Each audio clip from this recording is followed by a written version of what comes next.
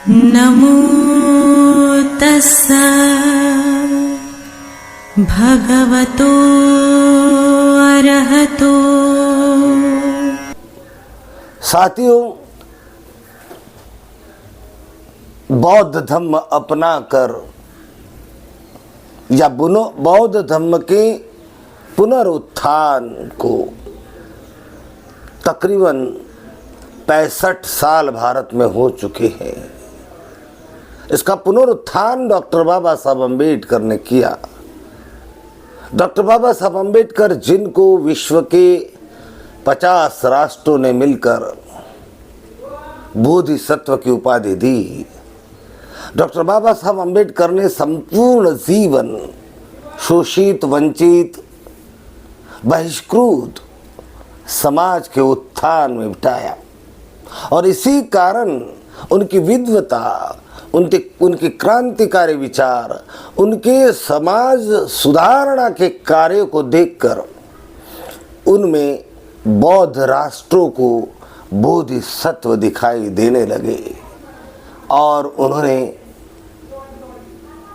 बाबा साहब अम्बेडकर को बोधिसत्व की उपाधि दी। यानी ये कहना यथार्थ होगा कि हम सभी ने यदि सम्यक संबुद्ध के हाथों धर्म नहीं लिया तो क्या हुआ, हमने बोधिसत्व के हाथों तो धर्म लिया। लेकिन जिस बोधिसत्व ने हमें बुद्ध दिया, हमें नमो बुद्धाय कहने को कहा, हमें शीलवान बनने को कहा, सदाचारी बनने का कहा, तर्कवान बनने का कहा, हमने कितना उस बोधिसत्व के शब्दों को मान दिया या उनके कही हुई बातों को कितना गंभीरता से अपने जीवन में उतारा। आज हम देखते हैं डॉक्टर बाबा साहब अम्बेडकर ने हमें 22 प्रतिज्ञा दी और उन 22 प्रतिज्ञाओं में स्पष्ट कहा गया है कि हम हिंदू धर्म के किसी भी देवी देवताओं की पूजा अर्चना नहीं करेंगे, हम उनको ईश्वर नहीं मानेंगे, देवता नहीं मानेंगे, हम भगवान बुद्ध को विष्णु का अवतार नहीं मानेंगे, हम कोई भी संस्कार ब्राह्मणों के हाथों नहीं मानेंगे। ये नकारात्मक बातें इसलिए कही क्योंकि बुद्धिज्म ईश्वर, आत्मा, स्वर्ग, नरक इन बातों में विश्वास नहीं करता। बुद्धिज्म चाहता है कि नत्थी में शरणं अन्यं बुद्धो में शरणं वरं। बुद्ध यानी जीवन की उच्चतम आध्यात्मिक प्रज्ञा पूर्व विशुद्ध प्रज्ञा से पूर्ण अवस्था। बुद्धं शरणं गच्छामि यानी कि मैं ऐसे अवस्था को धारण करता हूँ कि जो प्रज्ञा से परिपूर्ण है, जो विशुद्ध है, जो वास्तविक है, जो पवित्र है। उच्चतम पवित्र आध्यात्मिक ज्ञान को बुद्ध कहते हैं, इस अवस्था को बुद्ध कहते हैं। जो संबोधि प्राप्त तथागत ने की उस संबोधि को बुद्ध कहते हैं। तो हम न उच्चतम आध्यात्मिक ज्ञान का हम अनुसरण करते हैं, इसका सही अर्थ ये होता है। तो बाबा साहब ने 22 प्रतिज्ञा इसलिए दी क्योंकि जब हम ये कहते हैं कि बुद्धं शरणं गच्छामि तो हम उच्चतम आध्यात्मिक पवित्र प्रज्ञापूर्ण ज्ञान को अनुसरण करने की बात करते हैं, उसका संकल्प लेते हैं। जब हम ऐसा संकल्प लेते हैं तो फिर हमें ईश्वरवाद, ब्रह्मवाद, मनोवाद, जातिवाद, कर्मकांड, उपास व्रत, पैदल चलना, तीर्थों स्थानों पे घूमना, ये सब कुछ करने की ज़रूरत भी नहीं पड़ती और हम इसे नहीं कर सकते क्योंकि जिस परंपरा ने हमें सताया, दुखाया, ये यूं कहे कि जिस परंपरा को हम मानते आए उस परंपरा से हमें कोई लाभ नहीं हुआ। उस परंपरा से सिर्फ हमें यातना भुगतनी पड़ी, अपमान सहना पड़ा, भूखा रहना पड़ा, नंगा रहना पड़ा, हमें गुलाम शोषित का जीवन जीना पड़ा। उस परंपरा को करते आए इसलिए, उसमें विश्वास करते आए इसलिए, उसे मानते आए इसलिए, मानते आए करते आए हमारी कई पीढ़ियां गुजर गई। हमारे बाप दादा भी भक्ति मार्ग में लीन हुए। इन्हीं विष्णु ब्रह्मा कृष्णा रामा इनकी पूजा करते रहे, जमीन में दफन हो गए। और जिस जमीन में दफन हुए उस जमीन पे कुछ पौधे उगाए तो कुछ बबूल के पेड़ उगाए, लेकिन उनके जीवन में कभी सुख समृद्धि शांति या सम्मान नहीं मिला।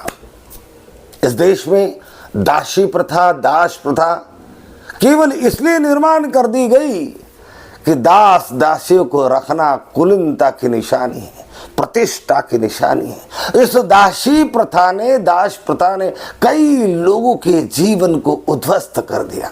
मनुष्य होते हुए भी उन लोगों को मनुष्य का जीवन जीने नहीं मिला। एक भारत में इजाद हुई ऋग्वेद के समय, मनुस्मृति में भी इसका जिक्र है, मनु ने भी इसका जिक्र किया, वेदों में तैत्रीय ब्राह्मण ग्रंथ में भी इसका उल्लेख है। इसका मतलब भारत में दास प्रथा भगवान बुद्ध के समय थी और भगवान बुद्ध ने, महावीर ने दास प्रथा के खिलाफ अपने विचार भी रखे थे। प्रथा के खिलाफ भगवान बुद्ध ने उस समय भी आंदोलन किया। चातुर्वर्ण प्रथा, जिसमें नीचे का आदमी कितना भी पवित्र हो, विद्वान हो, गुणवान हो, ऊपर नहीं जा सकता था। ऊपर का आदमी कितना भी नालायक हो, दुराचारी व्यभिचारी हो, नीचे नहीं आ सकता था। ये प्रथा, यानी भारत के शूद्र को, और मनु लिखता है आर्यों में से किसी भी व्यक्ति को दास नहीं बनाया जा सकता। दास अगर बनाने हैं तो दास केवल शूद्र वर्ण में से ही बनाए जाएगा। यानी जो दास प्रथा, दासी प्रथा थी, उसके भी शिकार शूद्र अति शूद्र ही हुआ करते थे। और जो जातिवादी प्रथा थी, अस्पृश्यतावाद था, उसके भी शिकार इस भारत के मूल निवासी, भारत के मूल रहवासी, जिसे आदिवासी भी कहा जाता है, मूल निवासी भी कह सकते हैं, जो द्रविड़ संस्कृति के लोग, इनको ही दोहरा मार पड़ता था। इस प्रथाओं को पालन करने से शूद्र अतिशूद्र समाज, वंचित बहुजन समाज को कुछ नहीं मिला। और इसलिए बुद्धं शरणं गच्छामि, तो इस विपरीत परिस्थिति में ऊपर उठना है, ज्ञानवान होना है, गुणवान होना है, प्रज्ञावान होना है, तर्कवादी होना है, बुद्धिमान होना है। तो बुद्धं शरणं गच्छामि, मैं पवित्र, उच्चतम आध्यात्मिक पवित्र ज्ञान को अनुसरण करता हूँ। ये संकल्प बुद्धिस्ट व्यक्ति लेता है। तो जब बुद्धिस्ट व्यक्ति ऐसा संकल्प लेता है तो फिर ऐसा संकल्प जिसने लिया वो व्यक्ति ईश्वर को नहीं देखा, उसके आकृति को नहीं देखा, वो है या नहीं ये किसी प्रकार से सिद्ध नहीं हुआ, ऐसे कपिल कल्पित बातों को क्यों माने। जिन देवी देवताओं की पूजा करते करते हमारे बाप दादा जमीन में दफन हो गए, लेकिन हमें मुक्ति गुलामी से नहीं मिली, हमें अस्पृश्यता से मुक्ति नहीं मिली, जातिवाद से मुक्ति नहीं मिली, हमें सम्मान, स्वमान, आत्म सम्मान का जीवन नहीं मिला, तो वो देवी देवता, वो धर्म हमारे किस काम का। इसलिए बाबा साहब 22 प्रतिज्ञाओं के अंदर लिखते हैं कि जिस परंपरा से तुम्हें जो आज तक करते आए उसे नहीं करेंगे। और केवल बाबा साहब कहते ऐसा नहीं, बुद्ध ने कहा कि नत्थी में शरणं अन्यं, बुद्धों में शरणं वरं, धम्मों में शरणं वरं, संघों में शरणं वरं, ये बुद्ध ने कहा। और जो व्यक्ति दीक्षित हुआ और बुद्ध के मार्ग पर चलने के लिए संकल्पबद्ध हुआ तो फिर उसे एक और संकल्प देना पड़ा। बोधिसत्व डॉक्टर बाबा साहब ने दिया और वही 22 प्रतिज्ञा है।